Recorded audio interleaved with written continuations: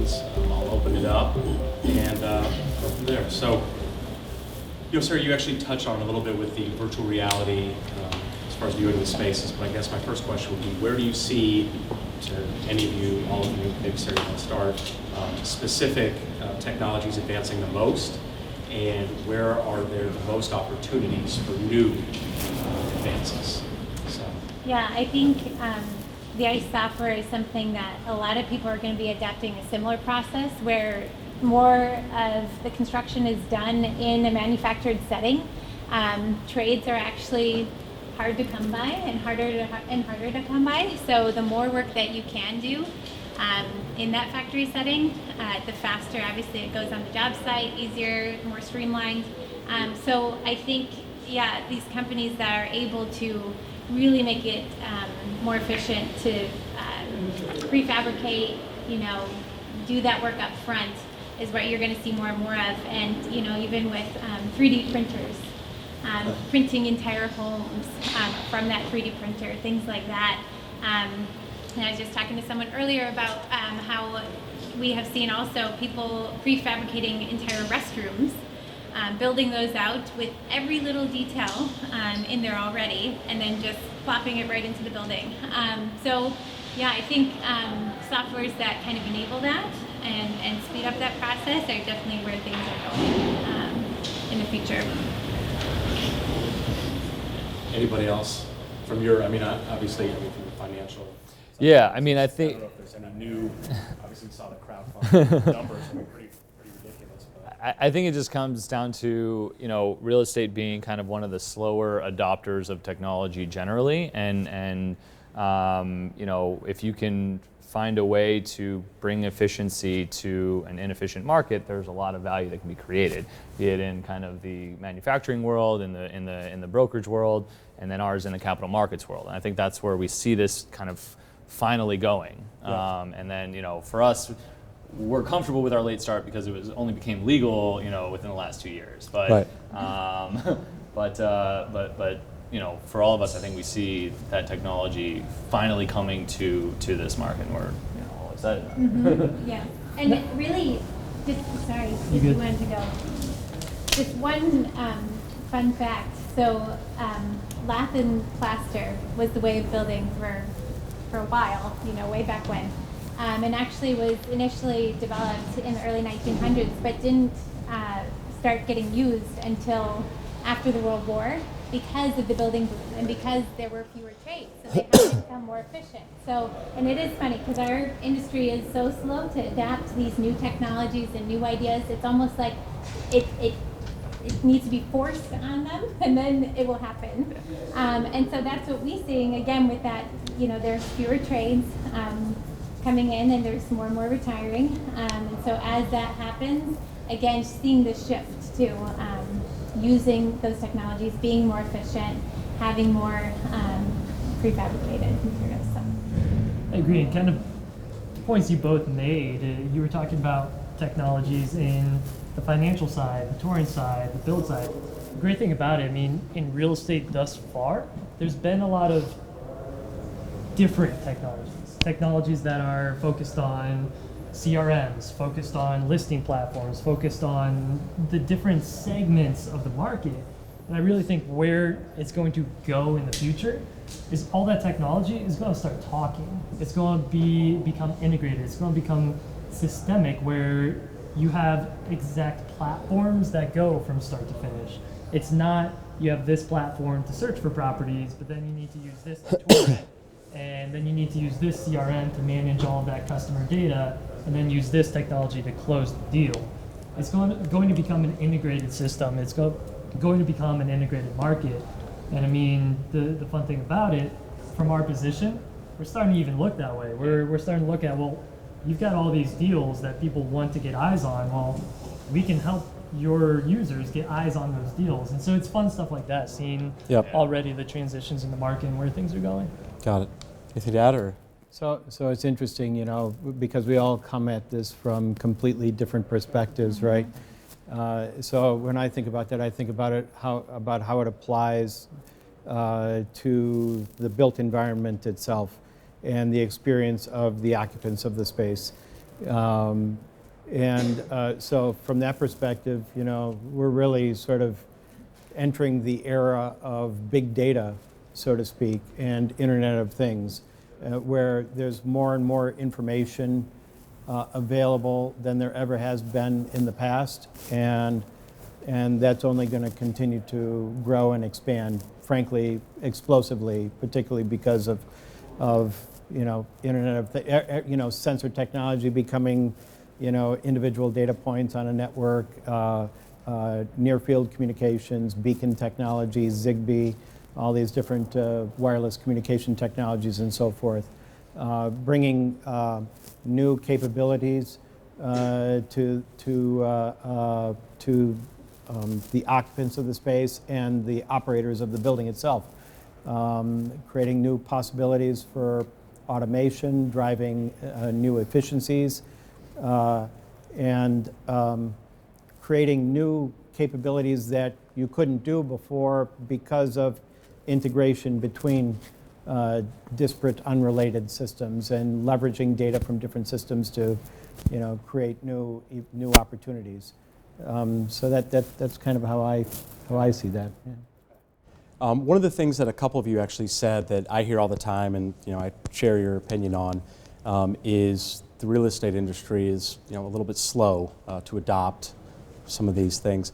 What's the reception that you've all received with these new, you know, sort of cutting edge products from a more traditional, I guess, sector? I mean, I think we all agree with that, right? So have any of you, any specific stories or just in general how you know, products have been received? Definitely. Yeah, well, go ahead, whoever wants to go first, you know. Yeah, there's definitely a lot of fear at first. Okay. When, you know, when especially maybe talking to general contractors or groups like that that have been doing this one way for a long time, and you're trying to introduce something new, and they're just, yeah, they're unsure of how it's going to work and the whole process. So actually a lot of what my job entails is educating those general contractors and what we do. And basically, we are a sub-trade on steroids for them that comes in, you know, mitigates a lot of risk, you know, and has a lot of that work done up front. They're able to lay in all of the carpet and ceiling. We like a warm shell when we come in, so just does speed up that process so that they're able to finish up and move on to the next job. But until they really sit down with us and spend that time, there's a lot of pushback at first, and especially here in Chicago for some reason, because we are global now, so there's locations all over, but here in Chicago it's definitely, you know, a bit of a battle, but there's some groups that absolutely get it and are actually certified to install dirt now, so they have their own guys installing it. But then there's still those traditional thinkers that like to do it a certain way. So, yeah, it's interesting. Yeah. Absolutely. I mean, especially with our technology, when we approach them with this video messaging technology, we're essentially telling them to connect with their clients, not in person. And a lot of the traditional brokers, the generational brokers who have been in the business for a while, they're like, that's what my business is all about, is meeting with them in person, building the relationship, getting to know their needs. And sure, it's really painting that picture of saying, look, if you use our technology, not only can you sell the business case better, saying instead of flying in 3 times to look at spaces, we can eliminate 2 of those trips, saving you this much money. It's an easier sell and easier business case for them to go into these presentations to try to win new business. But then beyond that, there are so many conveniences and that our technology offers, and it's just getting them to see that. There's a lot of hesitations about, well, what's the quality like? I don't know if that's going to work for my needs. I don't know if it will really showcase the space. Sure.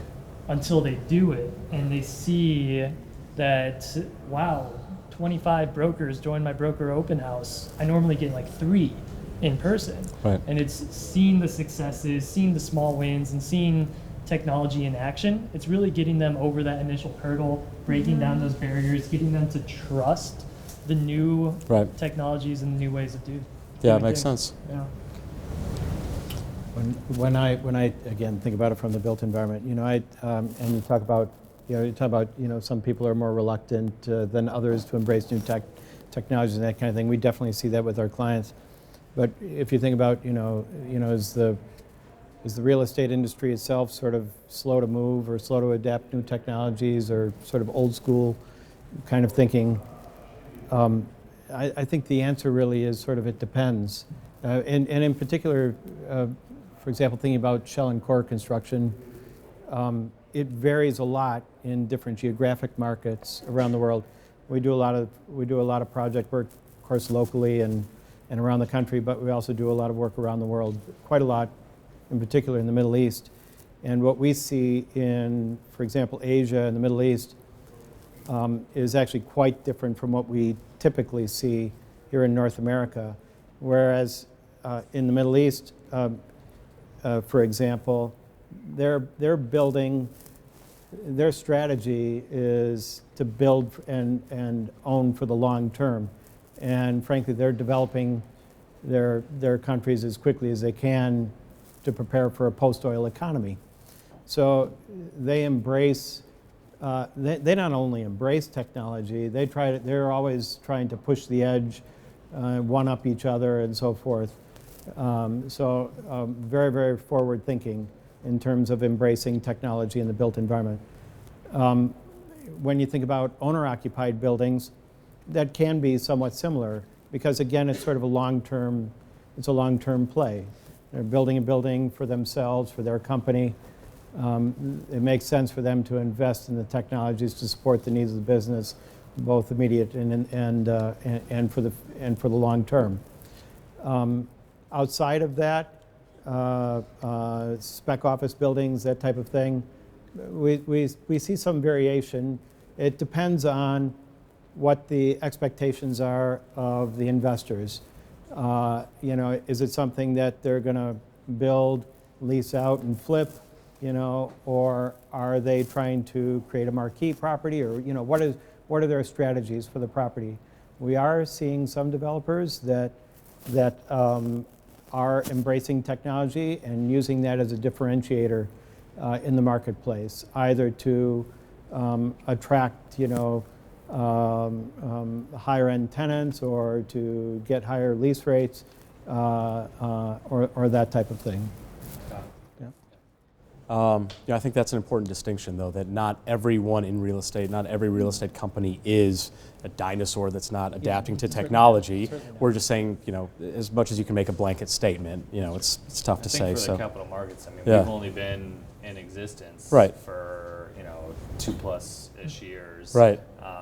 And even kind of the major watershed change is yet to come, right? Title III, which will allow for everyday crowdfunding from non-accredited investors outside of Reg A+, which stop there with the law. But there's this new way of raising capital, and there's been a lot of acceptance because you see that it can be more efficient. You can actually give power back to the operator of the asset and make smart business decisions from the ground and not from Wall Street. And I think that there's a preference for that, and so we're seeing that sort of hockey stick growth because of it. But every once in a while you'll have a developer who has 3 guys and that's it. That's it.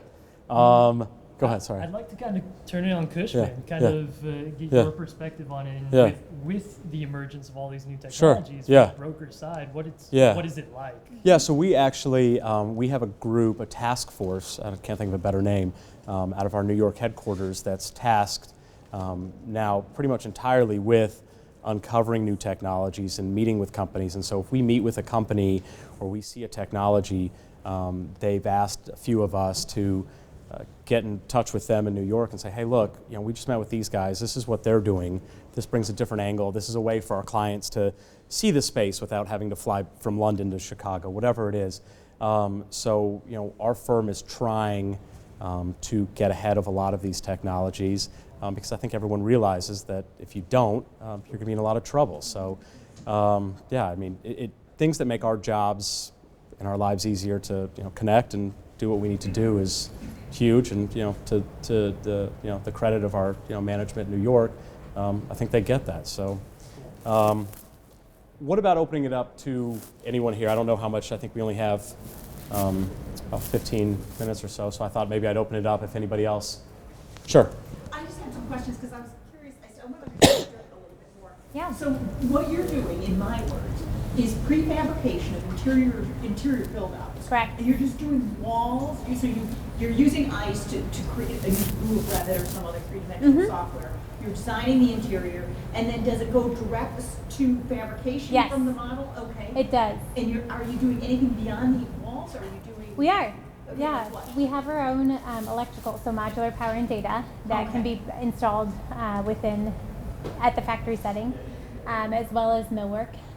We have a low profile raised floor. So we are kind of this construction solution. We don't do furniture, but basically all of those built elements within the space. We can integrate plumbing as well, although that wouldn't be prefabricated.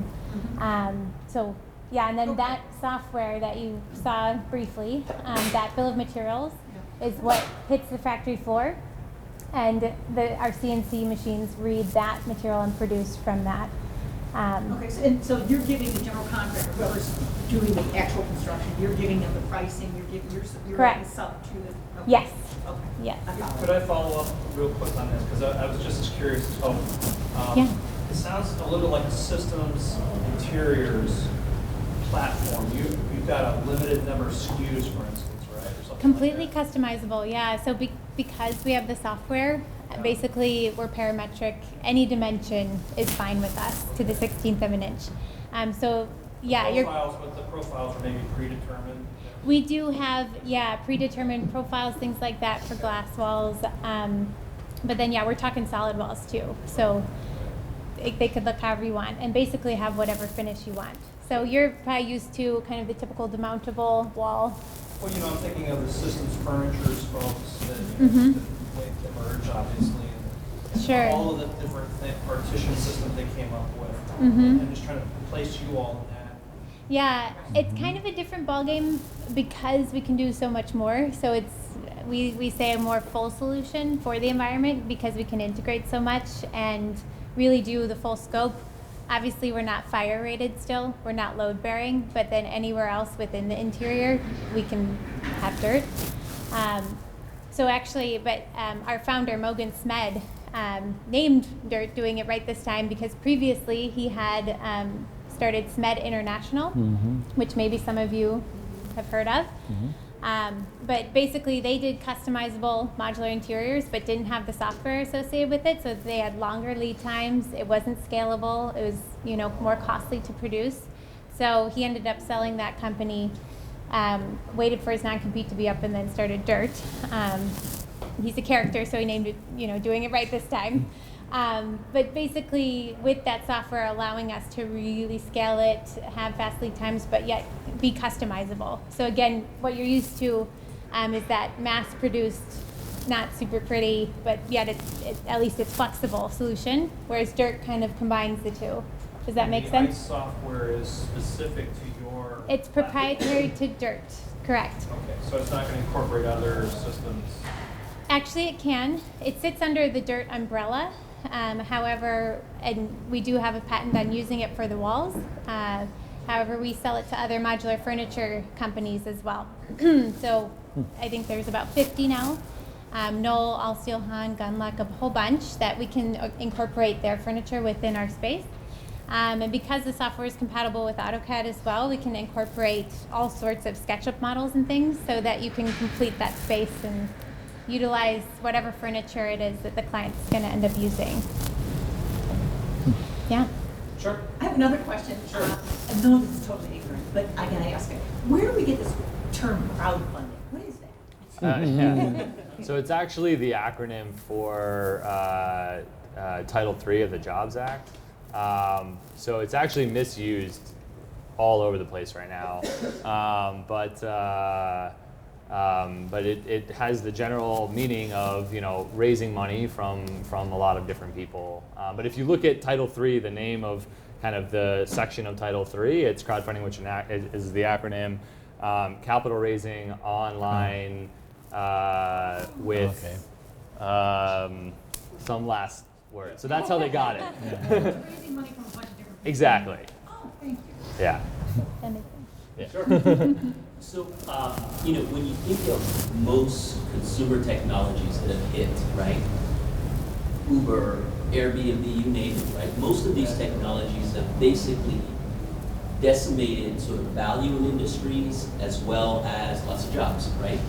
So I'm curious, as you all see, every one of these startups in real estate technology, what's on the landscape? What happens to all the professionals in the built environment? Whose jobs go away? What do they become? What changes? Well, two things. One, I think Uber created a lot of jobs as well. Yeah, exactly. And I Yeah. think you're just, what you're seeing is, in all these is just a kind of a push towards efficiency. And with Uber, the efficient use of your vehicle, right? If you have a vehicle and you have time, you should use it to make money. If you have a home and you're not using a room, you should use it so you can make money. And I think that's really, if you think of what technology does generally, it just moves the world towards efficiency. And so for RealLink, they move the process of finding a home towards efficiency so that brokers can do more and more deals. For us, we raise capital efficiently so that the capital flows to the most efficient deal, and those sponsors can execute that deal and move on to the next deal. And so I don't think it's not meant to eliminate a sector in any way. It's meant to create the efficiency that we all kind of crave as a society. To get kind of philosophical. So yeah, I mean, I don't know that any one of these should, anybody should lose a job. I think for us, we see the secondary market right now, which is an illiquid, non-transparent, and predatory market. We're moving it online to create transparency and access so that, if you need to exit your position in a real estate transaction, you have more than two options. You have the two traditional options, and you have the entire population of accredited investors who now wants to get into your deal, doesn't need liquidity right now. So it's really, it's that push towards efficiency that, all of these companies, I think, strive for. And, if jobs are lost for any given reason, they'll be used more efficiently. That person's time will be used more efficiently at some point. And so that's how I see what Uber and Airbnb and what we all do. Anybody familiar with Kurt Vonnegut book, The Player Piano? It's a real good book. It's about this future utopian society where because of technology and automation and so forth, it's created this society where there's basically two classes of people. There's engineers and managers who run enterprises, and there's everybody else. And basically because of automation and technology, it's created this environment where people don't need to work anymore because they basically have everything that they need. And that's why I'm an engineer. But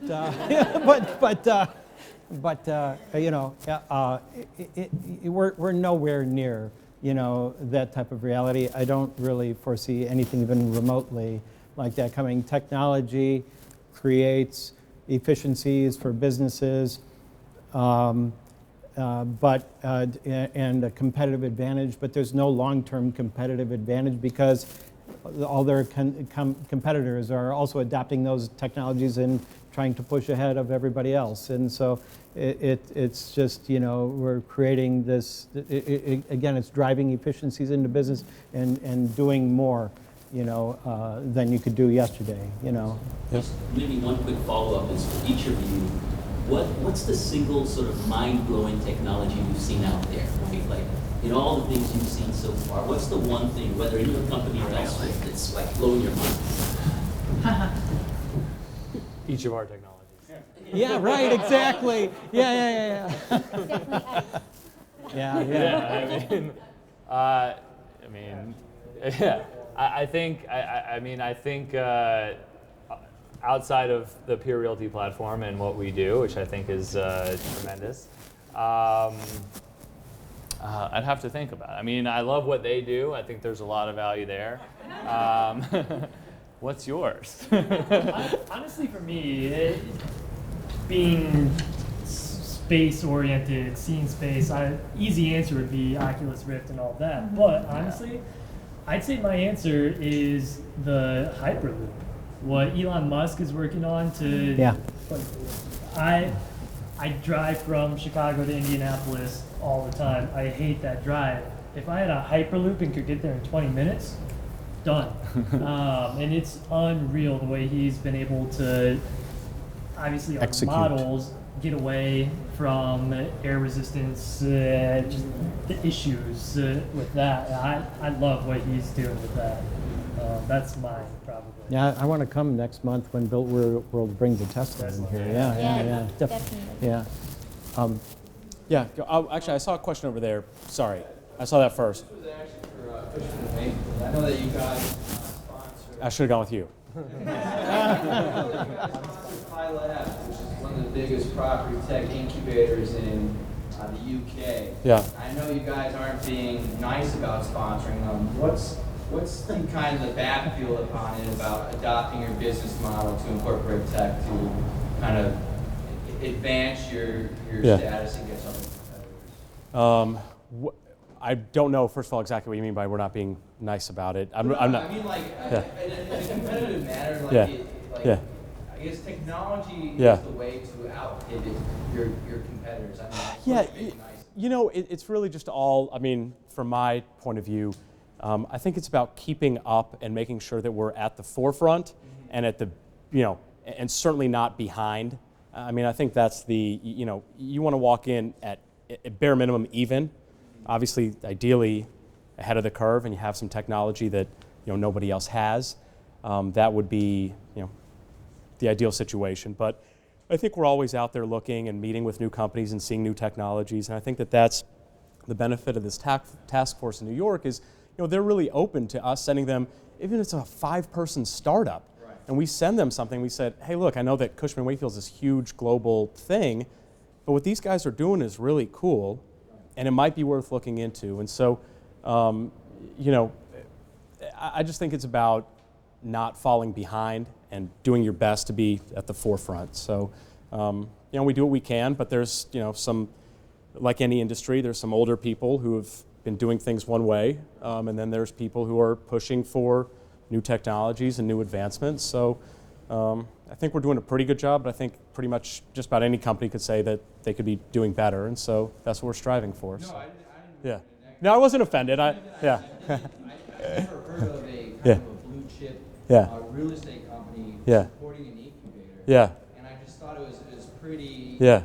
intuitive and advanced Yeah. of you guys to Yeah. do so. To No, I appreciate that. To be the Yeah. front row to incorporate this technology before Yeah. others do. Yeah, I mean, yeah, that's the goal. That's the, ideally we're ahead of the game and we have things that other people don't have, and we can bring that to our clients, our current clients, and it's a great way to bring it to people that are our clients and say, hey, look, this is what we're doing and nobody else is. So, yeah, I mean, we're doing the best we can to try to, get in front of everything. So, Yeah. And it's Yeah. really cool seeing that innovation on the home front as well. I mean, I don't know if you've heard of Elm Spring, but here in Chicago, there's actually 2 technology accelerators for real estate. There's the Elm Spring program, really focused on kind of similar Pi Labs model, the younger startups innovating that growth.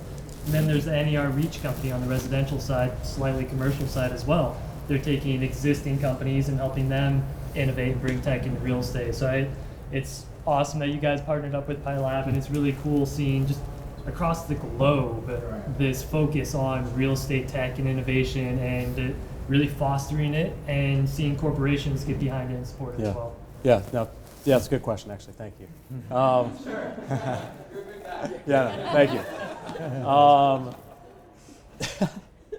Sorry, he asked first, and I'm actually happy that we got to that question. So, my question is, Yeah. your technology is great, especially for real estate. Real estate's always been a bit of a laggard. But with technology, there's always the risk that your timing is wrong or the market moves away from you. And there are plenty of examples of great technology that should have worked for a lot of reasons, but just failed at that point in time. So I'd like to ask, with your technologies, I mean, how much concern do you have that you start to build up and then the market moves away. I mean, Matt, for you, people decide that they really want to see the space. They don't want to look at it on a screen or through goggles. Or Jordan, people decide they really want to know the people they're investing with. Or they decide that I really want a space that's me, and maybe you're limited in terms of the customization you can provide, Sarah, in what you're doing. So how concerned are you about that? I mean, I think for us, it's, and I'll just cut you off one more time. But no, I mean, I think there will always be people who want to know who they're investing with, right? That's fine. You know, there'll also always be a group of people who just want their capital and they want it, you know, an efficient way to get it. And I think generally you'll find, you know, if the market can go both ways, we're up here because we believe it's going to go the way that we think it's going to go, right? And I think if people stop using their smartphones and their tablets, then yeah, you're probably out of luck, you know. And I think that's really, and for us, you know, the growth of online fintech with, you know, Betterment and Mint and now you know, crowdfunding through portals out there in a number of different sectors. I just don't see it going away in any of these. Yeah, So. I mean, it's realistically always a concern. It's always on our mind, product market fit, making sure there's opportunities, the users are there. But at the same time, we're excited about the opportunity right now, particularly for real-time real estate, because you look at consumer applications, Skype, FaceTime, they've been around for a while. There's some agents and brokers who have adopted those technologies to tour spaces with clients. And then you also have brand new consumer applications like Meerkat and Periscope that have exploded on the scene as of late. And it's all about the live stream. It's all about engaging with people from all over the world. And so right now that trend towards live streaming, live interaction across markets, it's a perfect time for us. But even beyond that, I mean, we look at just census data. There's 36 million people just on the residential side in the US alone that move annually, and 16 million of those are outside of their zip code. I would take 2% of that market penetration. I feel like there will always be that part of the market looking for what you're offering. It's just a matter of finding them and servicing them.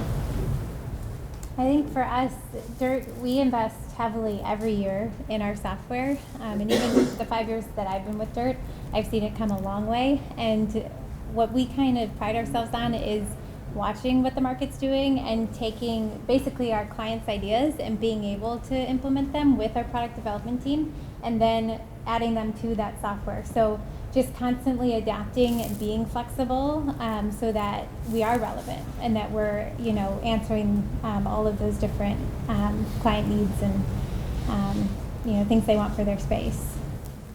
And what I would add to that is, you know, as technology companies or as someone who applies technologies for our clients, you know, you always have to be looking ahead at what's next. So, for example, if people stopped using, you know, tablets or smartphones, you know, right.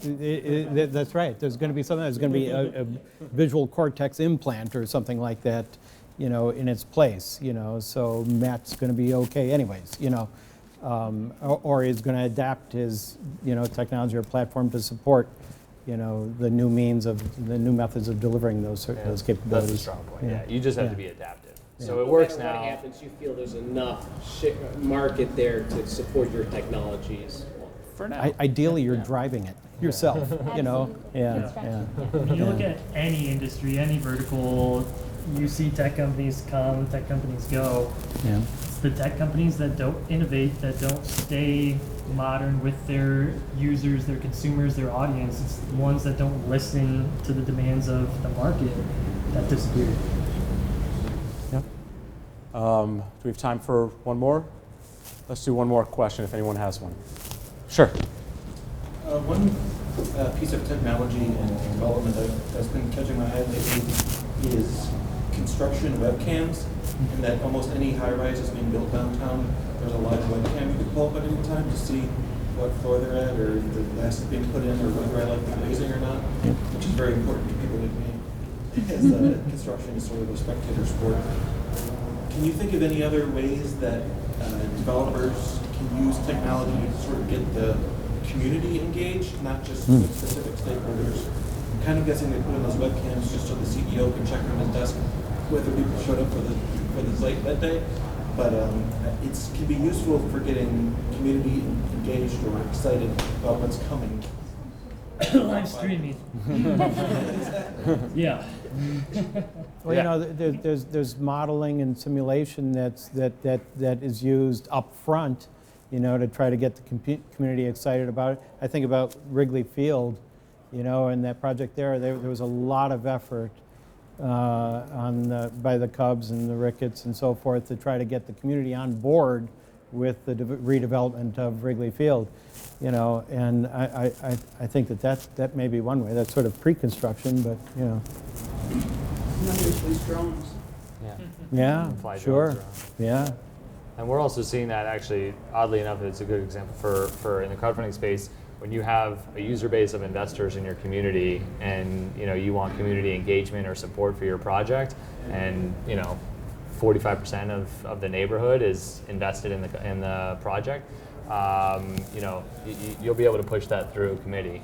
So there's some benefit there. That was actually a test case for one of our colleagues out in DC that did just that. They were having trouble getting approvals. They did a small offering and got the community involved, and you know, built-in tenant base, built-in support, and they're paying back. So it's great for kind of neighborhood planning. I think we're at our time limit, right? So, yeah, if there's any other questions, happy to take them. But We can meet out there if you want. Yeah, Yeah. Sure. Thank you guys all for coming. Thank you.